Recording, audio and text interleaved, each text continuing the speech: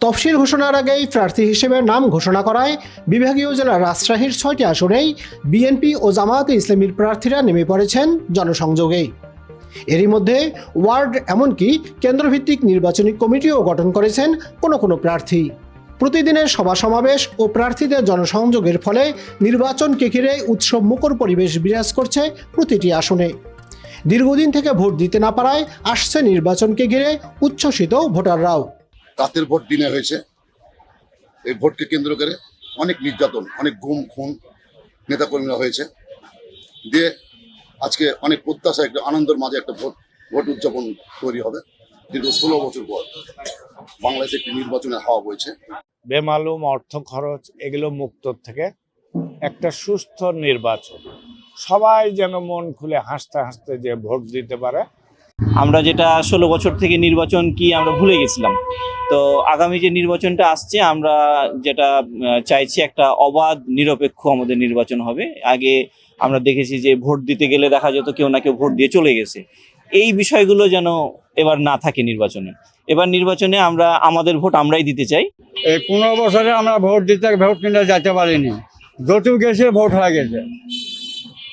তো এবার আশা করছি যে সুস্থ নির্বাচন হোক, আমরা যাতে সুস্থভাবে ভোটটা দিতে পারি, এটা আমাদের প্রত্যাশা।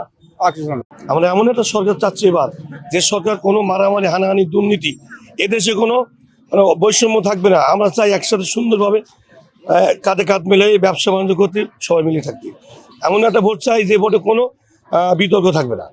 ভোট ক্ষেত্রে মারামারি না হোক, শান্তি বজায় থাকুক, ভোট চুরি না হোক, সুষ্ঠু একটা ভোট বাংলাদেশে হোক, এটাই আমাদের চাওয়া।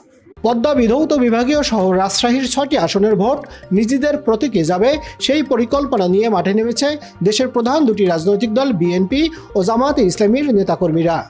এছাড়া ব্যানার ফেস্টুন দিয়ে নিজেদের অস্তিত্বের জানান দিতে শুরু করেছে জাতীয় নাগরিক পার্টি, এনসিপি, এলডিপি ও ইসলামী আন্দোলন বাংলাদেশ সহ অন্যরা। আমাদের পার্টি থেকে যে সিদ্ধান্ত এবং মনোনয়ন যাদেরকে সম্ভাব্য প্রার্থী হিসেবে 6 জনের নাম ঘোষণা করেছে, সেই 6 জনই দীর্ঘ অভিজ্ঞতা রয়েছে, তাদের নির্বাচনের কৌশল রয়েছে। আমার বিশ্বাস তিনাদের এই নির্বাচনের মাধ্যম দিয়ে আমরা বিপুল ভোটে রাজশাহী এই 6টি আসনে জয়যুক্ত করব। পাশাপাশি আমাদের যারা প্রতিদ্বন্দ্বী হচ্ছে কিংবা তারা মনে করছে, আপনারা জানেন বিগত দিনে আমাদের ধানের শীষের পক্ষেই প্রতীক নিয়ে তারা নির্বাচন করেছে। তাদের অনেকের স্বপ্ন থাকে বড় হওয়ার, এটা স্বাভাবিক।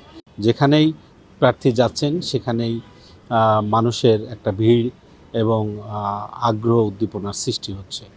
এই কারণেই আমরা রাজশাহীর এই 6টি আসনেই আমাদের সম্ভাবনা দেখছি। যদিও এখানে আসলে মূল প্রতিদ্বন্দ্বী হিসাবে বাংলাদেশ জাতীয়তাবাদী দলের প্রার্থীরা আছেন, তারাও শক্ত প্রার্থী, নিঃসন্দেহে প্রতিযোগিতা হবে। রাজশাহীর 6টি আসনে মোট ভোটার 22,63,964 জন। এর মধ্যে পুরুষ 11,23,904 জন এবং নারী ভোটার 11,40,035 জন। Saju, NTV news, Rajshahi.